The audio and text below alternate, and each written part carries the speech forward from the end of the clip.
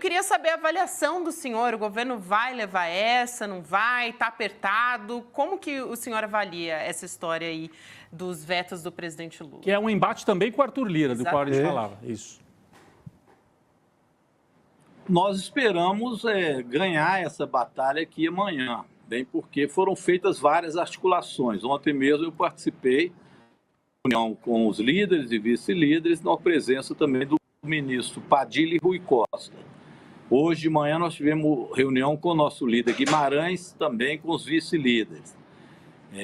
E há aí uma tentativa de um acordo para amanhã em relação à questão das emendas, que seria um acordo possível de serem ampliadas, mas não naquele valor, que levasse aí a um acordo do ponto de vista dos valores dessas emendas.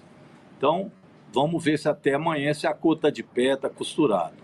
Seria uma vitória importante para a gente, para que o veto não fosse derrubado, e ao mesmo tempo nós garantiríamos depois a aplicação de recursos, desde que no programa do governo, esse acordo que está sendo costurado. Em relação à saidinha, eu acho que vai ser uma disputa mesmo. Eu acho que a posição da ultradireita em relação a esse tema é muito ruim. O que está se colocando, e como o presidente Lula deu, é deixar com que exista essa saidinha de Natal para aqueles que cometeram crimes, mas que estão no regime semiaberto, que tenham um bom comportamento, que seja autorizado pelo juiz e, ao mesmo tempo, se o juiz julgar de bem, pode, inclusive... Então, há um endurecimento devido ao momento que nós vivemos, mas sem deixar que exista algo que foi criado há muitos anos no Brasil, que é a chamada saidinha. Eu acho que o que a ultradireita quer é demonstrar que eles não têm tolerância menos, que eles vislumbrem uma recuperação dos detentos. Está longe deles, a não ser os detentos deles, né? Porque aí eles reclamam muito, os que estão na papuda. Querem até anistia, e os que vão estar com o Jair Bolsonaro. Aí esses aí, eles falam que é injustiça, que é isso, que é aquilo. Ou seja, os bandidos que eles têm de estimação, que são bandidos golpistas, eles querem anistia, antes até deles serem julgados. É uma cara de pau dessa ultradireita que eu fico abismado de ver. Deputado, um prazer conversar com o senhor mais uma vez aqui ao vivo, deputado federal pelo PT de Minas Gerais.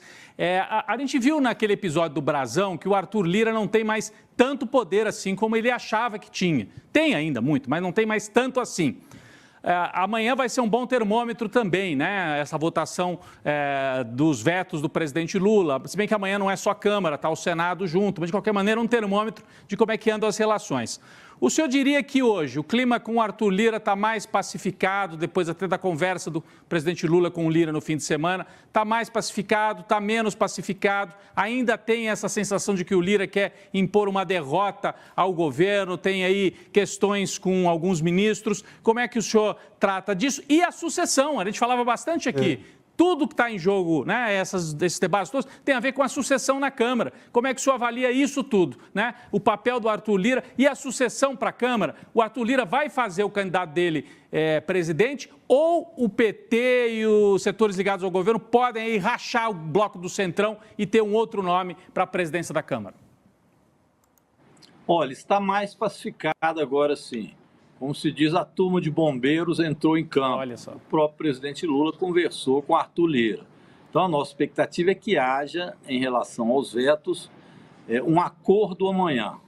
E a reunião ela acontecerá se esse acordo, talvez adiar essa reunião, para que possa, essa sessão, para que possa chegar a um acordo.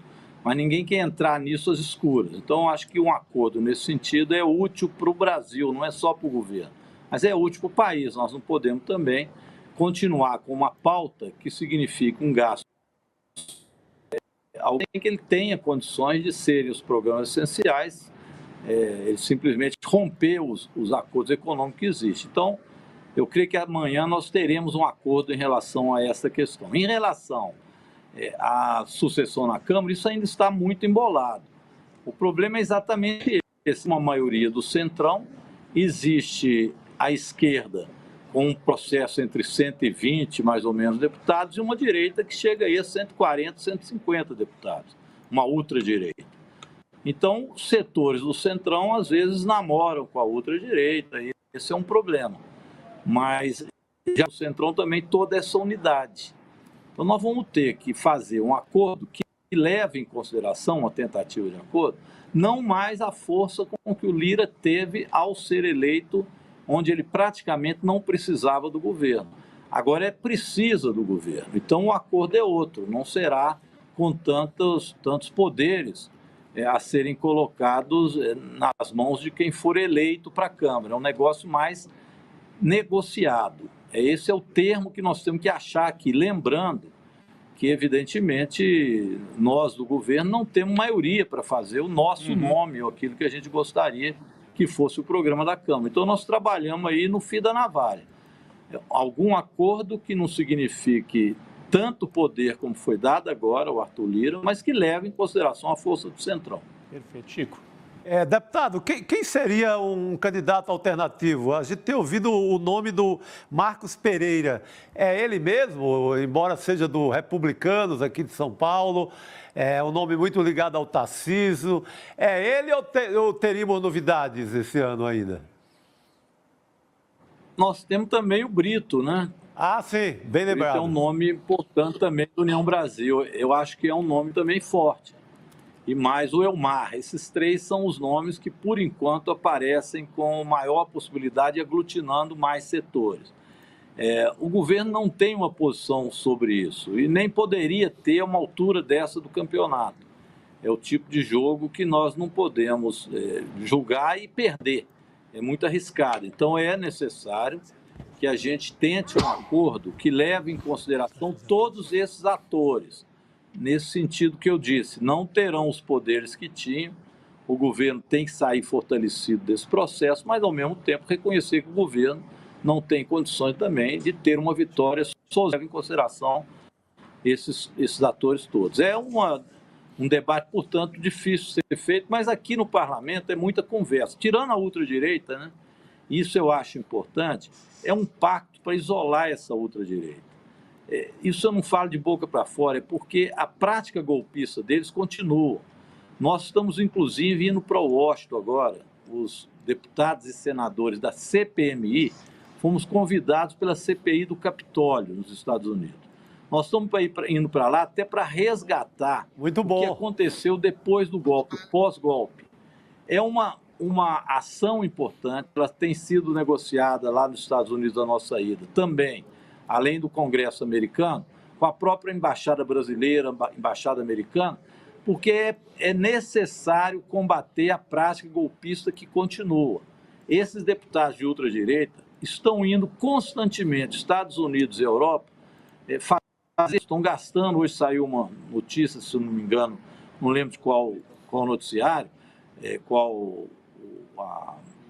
a mídia, mas dizendo do gasto que eles estão tendo, absurdo, de irem à Europa e aos Estados Unidos constantemente a fake news e espalhar a mentira de que a democracia no Brasil agora é que ela está em perigo por causa do Elon Musk, que entrou na jogada, porque os direitos individuais deles, o direito individual dele é de dar golpe, né? Não estão sendo não estão sendo respeitados, imagina.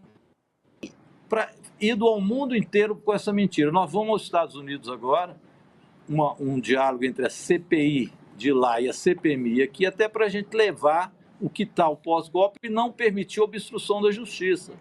O Supremo já está, e a Polícia Federal, com as provas suficientes. No caso do cartão de vacina, a PGR pediu mais provas, o que estão comemorando, mas vai ser para aprofundar ainda mais a culpa de Bolsonaro. O segundo, que é o roubo das joias, e o terceiro, que é o golpe em si. Tudo para acabar até junho. Então, há uma prisão de Bolsonaro a curto horizonte. Então, esses atos que eles fazem, as mentiras que estão encontradas no exterior, esse Elon Musk entrando na julgada, tudo são ações para obstruir a justiça no Brasil, os ataques ao Supremo. Nós vamos ao exterior e aos Estados Unidos contar isso. Sim. Vai incluir um documento nosso, levar CPMI, demonstrando o golpe que quiseram dar. Então, aqui na eleição da Câmara, é fundamental isolar a ultradireita e não considerá-la no processo de negociação. Que nós não podemos ter um presidente que seja apoiado pela ultradireita. Aí seria o caos no Brasil, que é o que eles querem para dar outro golpe.